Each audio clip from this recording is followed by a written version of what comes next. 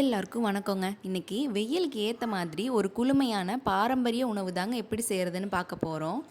ஆமாங்க, கம்மஞ்சோறும் அதுக்கு தொட்டுக்கையாக கூட்டு சாரும் எப்படி பண்ணுறதுன்னு தாங்க பார்க்க போகிறோம். முதல்ல கம்மஞ்சோறு எப்படி பண்ணுறதுன்னு பார்த்துடலாங்க.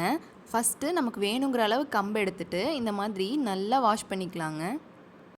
ஒரு 2-3 தடவை நல்லா இந்த மாதிரி அலசி எடுத்துக்கலாங்க. அப்போ தான் அது நல்லா சுத்தமாகும்.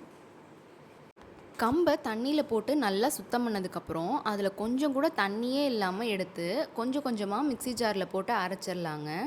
அரைக்கும் போது அதில் கொஞ்சம் கூட தண்ணி இருக்கக்கூடாதுங்க. அப்படி தண்ணி இருந்துச்சுன்னா அது கட்டிப்பட்டுரும். அதனால் தண்ணியே இல்லாமல் கொஞ்சம் கொஞ்சமாக பேட்ச் வைஸாக அரைச்சி ஒரு பாத்திரத்தில் மாற்றிக்கலாம். இந்த மாதிரி நல்லா அரைச்சதுக்கப்புறம் அதில் கட்டிகள் இல்லாமல் நல்லா உதுத்து விட்டுக்கலாங்க. ஒரு சைடு நம்ம கம்பை அரைச்சி ரெடி பண்ணும்போதே இன்னொரு சைடு குக்கரில் நிறைய தண்ணி ஊற்றி அதை நல்லா கொதிக்க விட்டுறலாங்க. அது நல்லா கொதித்ததுக்கப்புறம் அதில் கொஞ்சமாக பச்சை தண்ணி ஆட் பண்ணிக்கலாங்க. இப்போ தண்ணி ரெடியான உடனே அரைச்சி வச்சுருக்க கம்பை கொஞ்சம் கொஞ்சமாக அதில் கொட்டி கலந்துக்கிட்டே இருக்கலாங்க.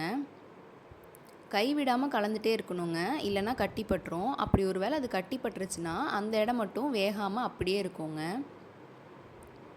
அதனால் நீங்கள் ஒரு சைடு அதை கொட்ட கொட்ட இன்னொரு சைடு நீங்கள் கலந்து விட்டுக்கிட்டே இருக்கணுங்க. ஒருவேளை நீங்கள் பிகினராக இருக்கிறீங்க அப்படின்னா நீங்கள் ஸ்டவ்வை ஆஃப் பண்ணிவிட்டு கூட பொறுமையாக கொட்டி கலந்துடலாங்க. இந்த மாதிரி கைவிடாமல் நல்லா கலந்துக்கிட்டே இருக்கணுங்க. கம்பை அரைச்சி குக்கரில் சேர்க்கும் போதே தேவையான அளவு உப்பும் சேர்த்துக்கலாங்க. எல்லாத்தையும் நல்லா கலந்துடணுங்க, கொஞ்சம் கூட கட்டிகளே இருக்கக்கூடாது.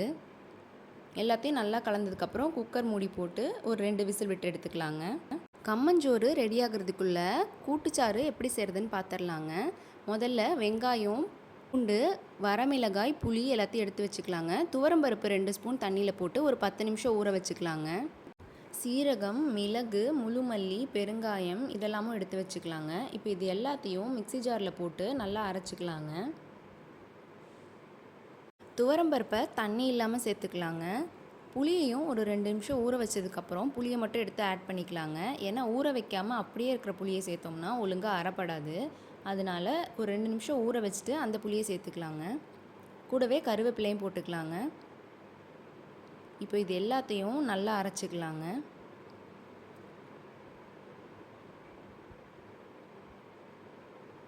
முதல்ல இந்த மாதிரி கொரகொரப்பாக வருங்க. அப்போ அது கூடவே கொஞ்சமாக மஞ்சத்தூளும் தண்ணியும் சேர்த்து நல்லா ஃபைன் பேஸ்ட்டாக அரைச்சி எடுத்துக்கலாங்க. இப்போது இந்த கூட்டுச்சாறை தாளிக்கிறதுக்காக சின்ன வெங்காயம், பூண்டெல்லாம் இந்த மாதிரி கொஞ்சம் கொஞ்சமாக போட்டு இடித்து சேர்த்துக்கலாங்க. நம்ம கட் பண்ணி போடுறத விட இந்த மாதிரி இடித்து போட்டால் தாங்க டேஸ்ட் ரொம்பவே சூப்பராக இருக்கும். இப்போது அடுப்பில் வடைச்சட்டியை வச்சதுக்கப்புறம் நல்லெண்ணெய் ஊற்றிட்டு கடுகு, சீரகம் கூடவே பெருங்காயத்தூளும் ஆட் பண்ணிக்கலாங்க. கருவேப்பிலை, வரமிளகாயெல்லாம் ஆட் பண்ணதுக்கப்புறம் இடித்து வச்சுருக்கிற சின்ன வெங்காயத்தையும் பூண்டையும் சேர்த்துக்கலாங்க. எல்லாமே நல்லா வதங்கின வரைக்கும் வெயிட் பண்ணலாங்க. எல்லாமே நல்லா வதங்கினதுக்கப்புறமா கட் பண்ணி வச்சுருக்க தக்காளியும் கூட ஆட் பண்ணிக்கலாங்க.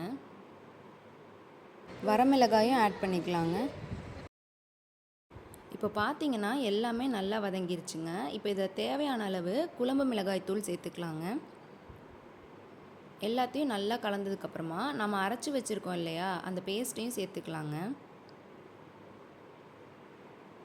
அதையும் நல்லா கலந்துட்டு நமக்கு தேவையான அளவு தண்ணி விட்டு நல்லாவே கலந்துக்கலாங்க.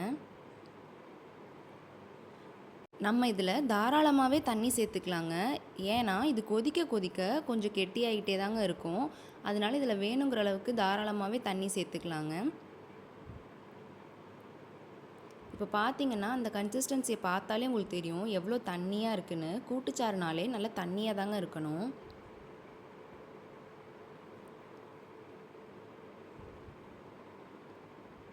வேணுங்கிற அளவுக்கு தண்ணி ஊற்றி நல்லா அட்ஜஸ்ட் பண்ணதுக்கப்புறமா தேவையான அளவு உப்பு சேர்த்துக்கலாங்க. எல்லாத்தையும் சேர்த்து கொதிக்க விட்டோம்னா அதோட கன்சிஸ்டன்சி இப்படி தாங்க இருக்கும். நல்லா ஒரு கொதி வந்ததுக்கப்புறமா ஆஃப் பண்ணிக்கலாங்க அடுப்பை.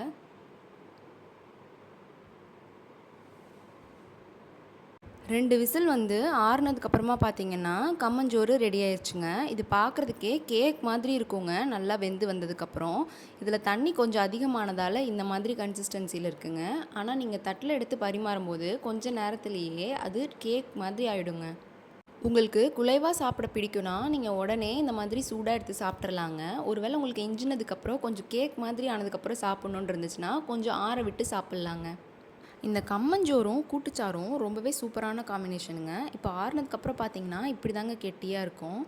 இந்த கம்மஞ்சோறை இந்த மாரி உருட்டி மண் சட்டியில தண்ணிக்குள்ள போட்டு வச்சா, அடுத்த நாள் வரைக்குமே கெடாம இருக்குங்க. நமக்கு வேணுங்கிறப்ப எடுத்து, தயிர்ல கொஞ்சமா உப்பு போட்டு அத மோரா கரைச்சு வச்சுக்கலாங்க. அதையும் இதையும் ஒண்ணா மிக்ஸ் பண்ணி, கம்மங்கூழா செஞ்சு, இந்த மாரி சின்ன வெங்காயத்துக்கு தொட்டுக்கிட்டு குடிச்சுக்கலாங்க.